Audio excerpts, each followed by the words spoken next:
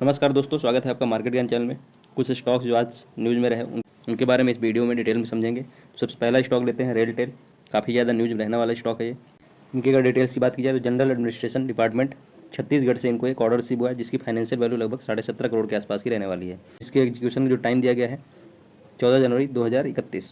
इस ऑर्डर की अगर डिटेल की बात करें तो network connectivity, operation maintenance, hardware procurement और commissioning implementation of revamped integrated communication LAN और इन सबके इंफ्रास्ट्रक्चर के डेवलपमेंट के लिए इनको ऑर्डर रिसीव हुआ है छत्तीसगढ़ गवर्नमेंट की तरफ से। दूसरा जो इनको ऑर्डर रिसीव हुआ है रेलटेल को, इसके बारे में अगर समझा जाए, ये ऑर्डर जो है काफ़ी बड़ा है, लगभग 97 करोड़ के आसपास का सेंट्रल वेयर हाउसिंग कॉर्पोरेशन की तरफ से इनको रिसीव हुआ है। इसके जो कंप्लीशन का टाइम है वो लगभग 6 जुलाई 2030। और इसमें सेंट्रल वेयर हाउसिंग कॉर्पोरेशन की तरफ से जो ऑर्डर है, इसके अगर डिटेल की बात की जाए, स्मार्ट वेयर हाउसिंग एलिमेंट्स जो होते हैं उनके लिए 226 फूड ग्रेन्स वेयर हाउसेज जो हैं वहाँ पे जो है smart warehousing elements implement करना है इनको। उसके सप्लाई, इंस्टॉलेशन, टेस्टिंग और कमीशनिंग के लिए इनको ये सेंट्रल वेयर हाउसिंग कॉर्पोरेशन की तरफ से ऑर्डर्स टोटल लगभग 97 करोड़ के आसपास के रिसीव हुए हैं। इसके बाद नेक्स्ट जो कंपनी है प्रोस्टाम। आज के दिन इसमें काफ़ी अच्छी तेज़ी देखने को मिली इसी स्टॉक में, लगभग 10% के आसपास। और उसका रीज़न जो था कि यही ऑर्डर इनको जो रिसीव हुआ था लगभग 1.6 gigawatt hour battery energy storage system का। इससे पहले Prostarm company battery energy storage system नहीं बनाती थी, बट इन्होंने अपना एक नया जो सेक्टर है या सेगमेंट है उसके हॉराइजन को जो है ओपन किया है और यहाँ पे बैटरी एनर्जी स्टोरेज सिस्टम का बिजनेस भी इन्होंने इंक्लूड किया है अपने प्रोडक्ट्स में। इसलिए इस कंपनी में लगभग आज के दिन ही 10% के आसपास का अपर सर्किट लगते हुए दिखा था। उसके बाद नेक्स्ट कंपनी की बात की जाए, ओमेक्स रियल एस्टेट कंपनी है।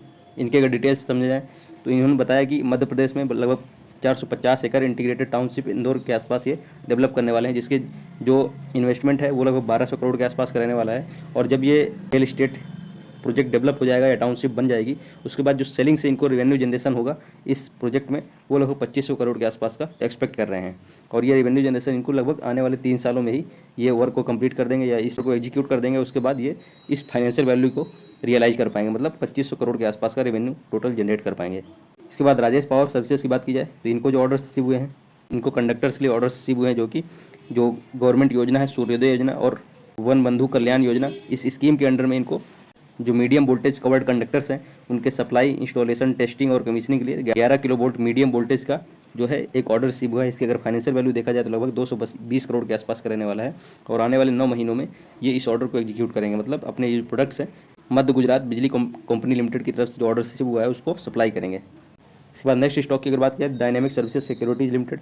इनको ऑर्डर रिसीव हुआ है ministry of railway, eastern central railway जो कि मिनिस्ट्री ऑफ रेलवे की एक सब्सिडरी कंपनी है, उनकी तरफ से इनको ऑर्डर रिसीव हुआ है। ऑर्डर्स की अगर डिटेल समझें, grid connected solar rooftop solar plants बनाने हैं बहुत सारे जो रेलवे स्टेशन है वहाँ पे। और इसकी जो फाइनेंशियल वैल्यू रहने वाली है लगभग 13 करोड़ के आसपास के। और इसको जो एग्जीक्यूशन का इनको टाइम दिया गया है 7 जुलाई 2026, मतलब अगर आज से देखा जाए तो लगभग 1 साल के अंदर में इस ऑर्डर को एग्जीक्यूट करना है, जो इनको मिनिस्ट्री ऑफ रेलवे की तरफ से लगभग 13 करोड़ के आसपास का order solar power plant different railway station में बनाने के लिए मिला हुआ है। इसके बाद नेक्स्ट कंपनी सुप्रीम। इनके अगर ऑर्डर की बात की जाए तो BPCL Bharat petroleum corporation limited की तरफ से इनको 2 लाख सिलेंडर्स, इनको जिनकी कैपेसिटी है 10 kg कंपोजिट LPG सिलेंडर्स, इनको BPCL को सप्लाई करना है। और इसकी जो फाइनेंशियल वैल्यू रहने वाली है लगभग 54 करोड़ के आसपास। और इस वर्क ऑर्डर को एग्जीक्यूट करने के लिए इनको 6 मंथ्स का टाइम दिया गया है। उसके बाद next company GR infra projects limited.